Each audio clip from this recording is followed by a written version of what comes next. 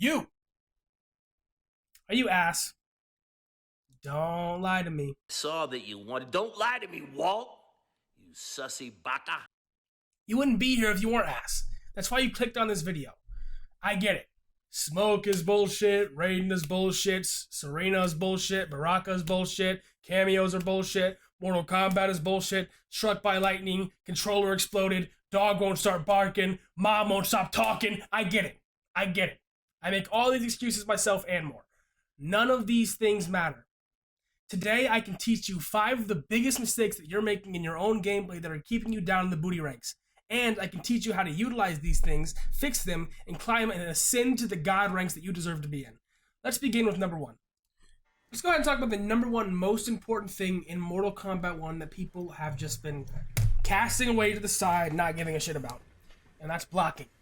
It might sound obvious first that you should block things in this game, but I've seen an abundance of combo videos and people emphasizing how crazy the combos are in this game without even knowing how to not get opened up or hit by them.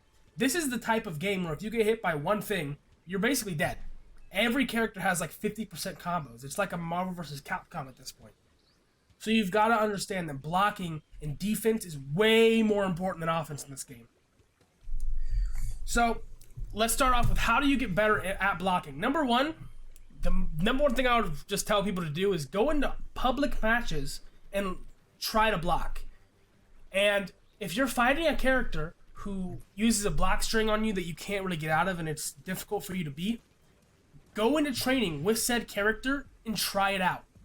You can set them to do that string and practice blocking it. So for example, let's say Reptile is whooping my ass with back to 1, right? He keeps hitting me with that low. Well, what do I do here? See, now I can practice fighting against this string. It's very helpful if you're just getting destroyed by strings. You can do this with anything. So you can do like boom boom. A lot of people do that online, right? They'll do like a pressure. But if you practice, you find out that you can actually do that in the middle of it. You can down one them and stop this pressure. So it's really helpful for if you're getting hit by anything online and you need some kind of assistance or guidance. You go in there, you do it to yourself over and over until you get it. This tool right here, playback recording, is not utilized nearly enough because it can teach you every aspect of the entire game if you know how to use it. It's all up to you. So you can sit here and experiment with it with any character on anything. You can also do special moves, of course. Like, how do I beat the special from this range? I have no idea. Well, I can. I'm now in range for that at that point. It's not a punish, but it does hit. And it works. You can do this for every single move, and you should be doing this for every single character. If you lose a match, stop bitching. Where? Smoke has a low and it's hurting me, and it doesn't combo. Block it. It has like 30 frames. When if you block it, you can do any combo you want. And when I say that your character can probably do 50%, they can. They probably can. Just pick Cyrax and you're good. This really is the type of game where defense is that much more important. If you can't figure out the defense side of things, there's absolutely no way you'll climb above like the 3rd highest rank. There's just not. Because that is such a big factor at the top ranks, is if you can't block these mix-ups, if you're not understanding where you should be blocking, where you should be poking, when you should be flawless blocking, when you should be letting go of blocks so you can dodge a throw, these things are incredibly important. Number 2. If you're new to fighting games, you've probably never heard of the term footsies before. If you're not new, you've definitely heard of the term footsies, but I'd like to go over it in terms of Mortal Kombat 1 because it's slightly different because of how fast everybody can move and how you have assists now. And it's also a very vital piece that I see almost nobody doing online.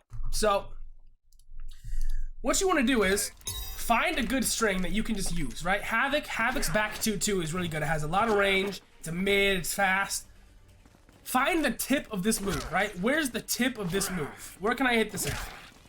About right here, right? About right here.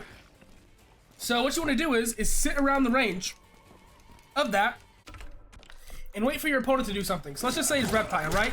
He does one of those, it's punishable. It's not punishable, right? It is not punishable. So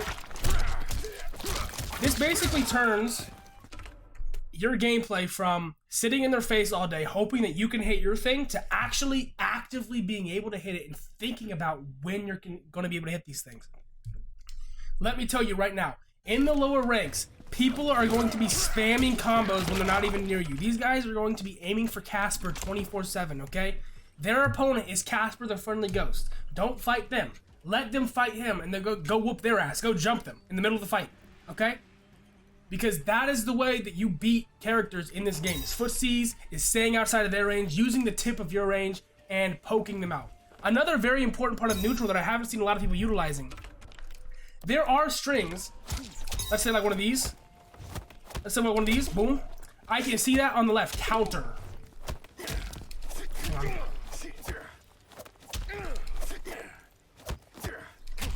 So that's a counter. You can counter that. So if he were to keep spamming that, I can counter him because I have more frames. Let's say he's using a string that's like,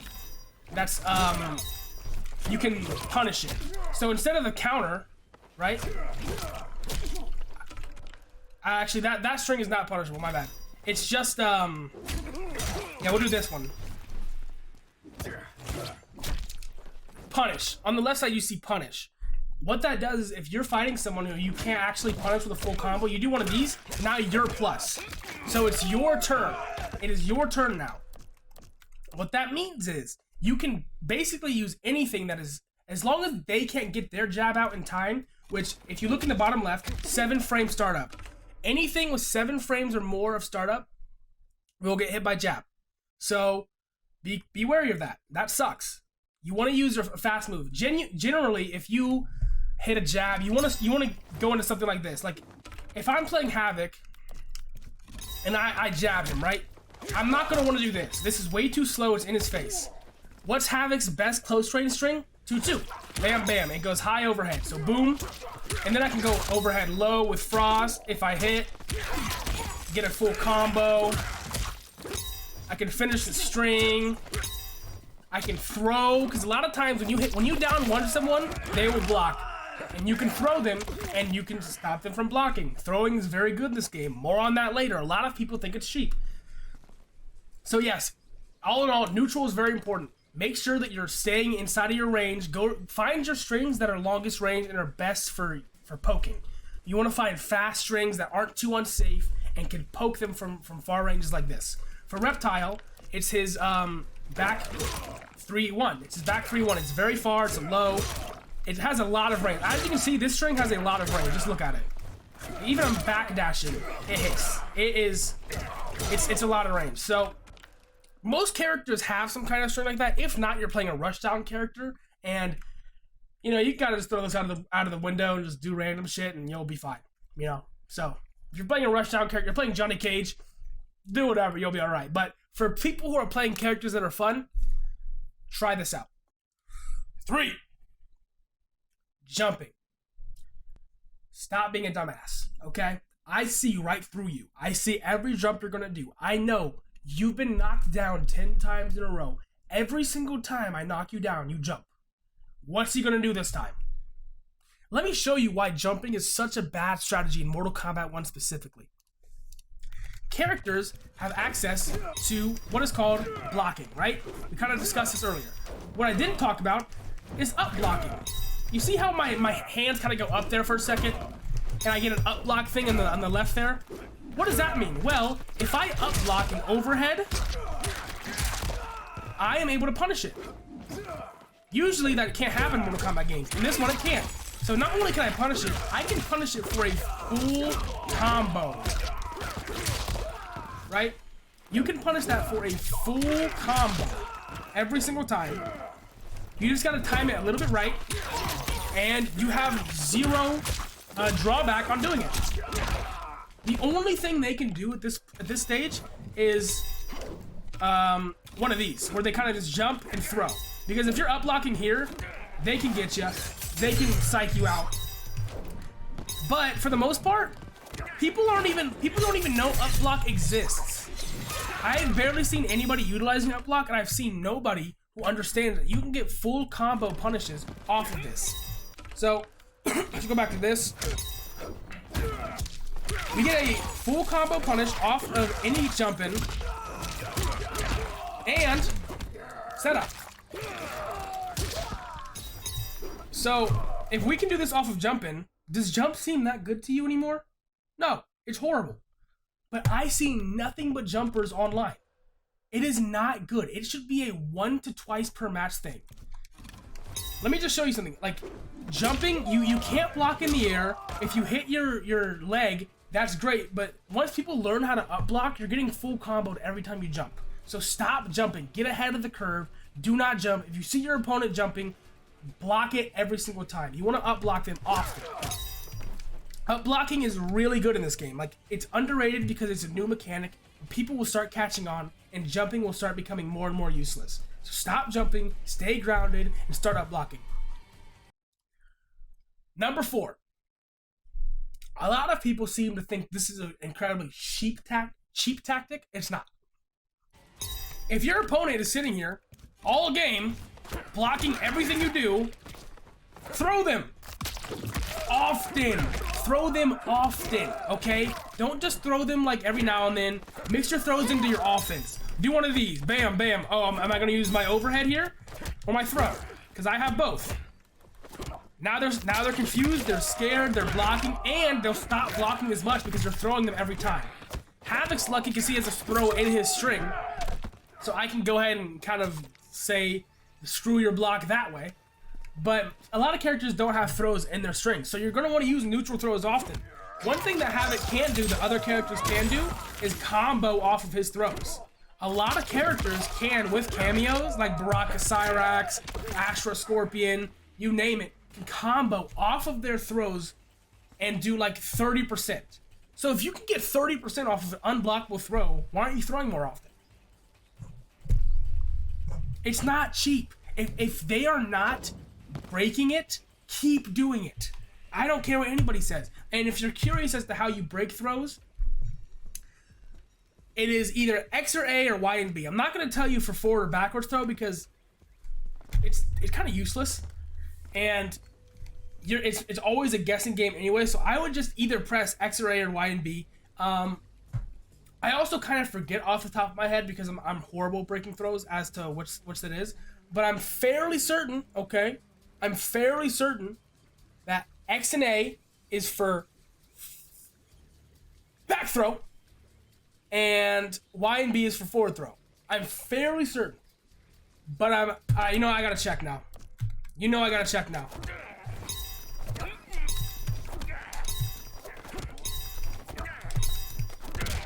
Okay, Y and B is toward X and B, or Y and B is toward X and A is back throw. So if you want to break throws, that's how you do it. I don't do it very often because I'm bad. I'm getting better at it. I need to practice on that. You should practice on that as well. Practice is breaking throws. Hey, get off me. And then you're kind of in decent range, right? Once you break a throw, you're in decent range. So, I mean, yeah, practice breaking throws, practice throwing, use throws a lot more often, practice throw combos. It's a lot better than people have been treating it. It's not scummy. It's Mortal Kombat. That's how this game works. You should have seen how Mortal Kombat 11 was towards the end of its life cycle. It was more throws than combos. Number 5. The final thing I want to go over, and possibly the most important thing about this game that we're still uncovering, is the cameo system. A lot of people are opting for their highest damage cameos instead of going for different setups. But let me tell you, there are so many good setups in this game. Let me go ahead and just show you an example right now.